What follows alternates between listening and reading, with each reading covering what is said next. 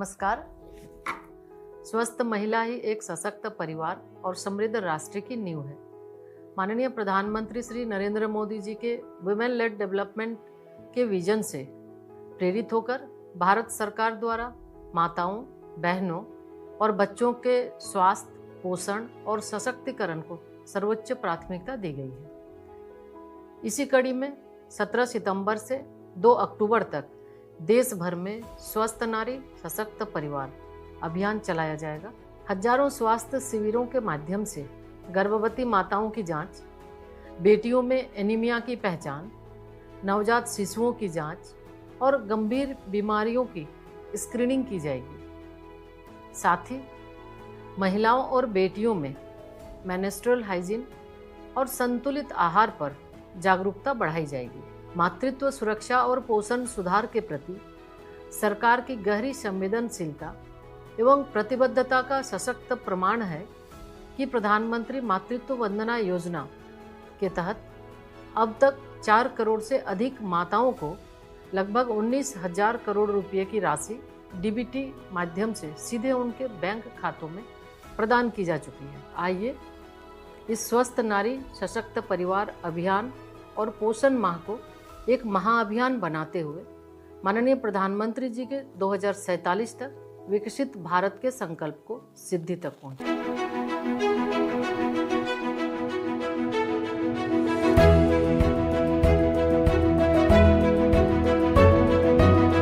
पोषण अभियान के अंतर्गत हमें स्मार्टफोन सभी बहनों को प्रोवाइड किया गया है, जिसमें हमें पोषण ट्रैकर एप्लीकेशन डाउनलोड करके दी गई थी। पहले हम बच्चों को जब हम हाइट वेट करते थे तो हमें काफ़ी समय लगता था ये पता करने के लिए कि बच्चा नॉर्मल है या स्टैंडर्ड है या कुपोषित है। लेकिन जब से हमें पोषण ट्रैकर ऐप हमें मिला है, हमें जब हम बच्चे का हाइट वेट डालते हैं तो हमें तुरंत पता चल जाता है कि बच्चा नॉर्मल है या स्टैंडर्ड में आ रहा है या बच्चा कुपोषित है। इसकी सहायता से जब हमें ये सब जानकारी मिल जाती है तो हम बच्चे को डिस्पेंसरी में हम रेफर कर देते हैं। डिस्पेंसरी में जब बच्चा जाता है तो वो एनआरसी के लिए बच्चे को भेज देते हैं। इसके साथ साथ जब हमें होम विजिट का हम बच्चे के लिए होम विजिट के लिए हम जाते थे तो हमें पता नहीं चलता था हमें कितने दिन में बच्चे की होम विजिट करनी चाहिए। लेकिन पोषण ट्रैकर ऐप में वो अपने आप ही हमें बता देता है कि आपको इस दिन बच्चे के घर जाना है और इतने दिन तक आपको इस होम विजिट को कंप्लीट करना है। अब हम सभी आंगनवाड़ी कार्यकर्ता व आशा सेविकाएं जब बच्चा सेमी स्टैंडर्ड में आ जाता है तो एनआरसी में रेफर करने के अलावा हमारे पास कोई और विकल्प नहीं होता था। लेकिन सरकार द्वारा लॉन्च किए गए पोषण संबंधी प्रोटोकॉल की मदद से हमें काफी सहायता मिलती है। इसमें हम बच्चों को रेफर करने के साथ साथ ही उनके माता पिता को भी हम उनको गाइड करते हैं कि बच्चा कुपोषित ना हो, उसके लालन पोषण में कोई कमी ना रहे, इसकी जिम्मेदारी भी अब हमें उठानी है।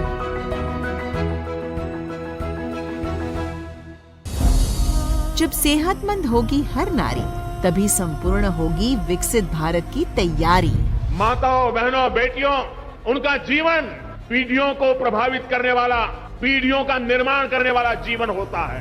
एक बेटी का सामर्थ्य, उसकी शिक्षा, उसका कौशल सिर्फ परिवार ही नहीं, समाज की, राष्ट्र की दिशा तय करती है।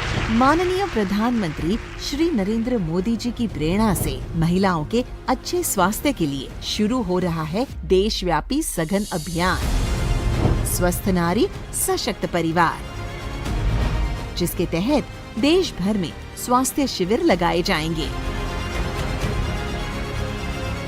साथ ही महिलाओं और बच्चों के पोषण को इस मुहिम से जोड़ते हुए 8वें पोषण माह की भी हो रही है शुरुआत और प्रधानमंत्री मातृ वंदना योजना में आवेदन करने के लिए चलाई जाएगी विशेष पंजीकरण मुहिम। अधिक जानकारी के लिए करें अपने नजदीकी आयुष्मान आरोग्य मंदिर, सामुदायिक स्वास्थ्य केंद्र, सरकारी अस्पताल और आंगनवाड़ी केंद्र से संपर्क। स्वस्थ नारी सशक्त परिवार, यही है विकसित भारत का आधार।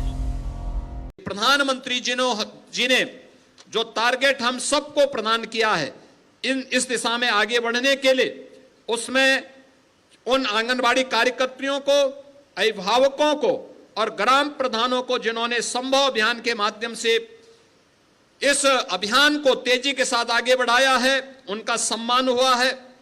अन्य कार्यक्रमों में भी यहाँ पर, अन्य कार्यक्रम भी यहाँ पर सभी कुशलतापूर्वक आगे बढ़े हैं। मुझे पूरा विश्वास है कि अगले 15 दिनों के अंदर ये सभी कार्यक्रम कुशलतापूर्वक आगे चल करके हम लोग विजयादशमी के अवसर पर इस विजयोत्सव के साथ जुड़ेंगे कि उत्तर प्रदेश देश के अंदर अग्रणी पंक्ति में इस अभियान का हिस्सेदार बनेगा। इस विश्वास के साथ मैं इस अवसर पर विशेष रूप से महिला कल्याण और बाल विकास विभाग से कहूंगा कि वह इन आंगनबाड़ी बहनों को समय पे स्मार्टफोन दे दें, जिससे हम इनके मानदेय को बढ़ाने का काम कर सके। क्योंकि मैं चाहता हूं कि इनके द्वारा जो कार्य किया जाता है उस कार्यक्रम को सम्मान देने का सबसे अच्छा माध्यम होगा हम उन्हें स्मार्टफोन दें, उनकी ट्रेनिंग दें और उनके माध्यम से इंसेंटिव को उनको बढ़ा करके समय से वह भुगतान उनको होता रहे और मानदेय उनका बढ़ सके, जिससे सम्मानजनक ढंग से वे अपनी सेवाओं को इस पूरे अभियान के साथ जोड़ने में योगदान दे सकें।